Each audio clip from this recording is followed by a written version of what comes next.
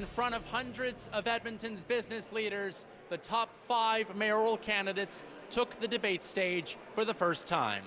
Fiscal responsibility was a large theme of the 90-minute debate Friday night. Raheem Jaffer, Michael Walters, Omar Mohammed, and Tim Cartmel each promising to reverse or freeze property taxes if elected as mayor, while Andrew Knack focused on keeping core services afloat.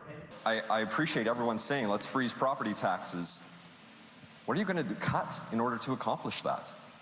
How do we, we have this growing city that... Well, let's start with land development, Andrew. Let's start with competing with the private sector. Let's stop doing the things that the private sector can do for this community and let the government focus on things that people can't do for themselves and what the private sector won't do for this community. Well, and there's all kinds of efficiencies to find in our budget. It's also a myth. It's also this myth that we bought into that you have to raise taxes every year for services to stay the same or shrink. Like every dollar we spent last year, we have to spend again this year, next year. That is not true. Yeah, but again, Michael, under your leadership, the snow-touring budget did not increase in 15 years, and all kinds of roads have been added to the city in the last 15 years. How does that work? Andrew, I don't think you should be such a defeatist. I don't think we have to cut core services and suggest any sort of irresponsible way to run a budget. You talk about reducing budgets, but you voted for increased property taxes, so that doesn't add up to me very much. Public safety was also a highly debated issue, with some candidates overlapping it with transit and housing.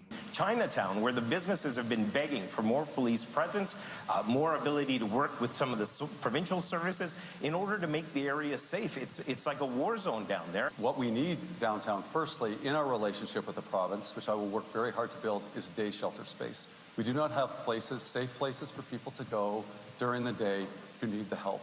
That is number one. And of course, our relationships with our police service needs to improve. The politics has to come out, and partnerships have to replace it. Safety begins with security, right?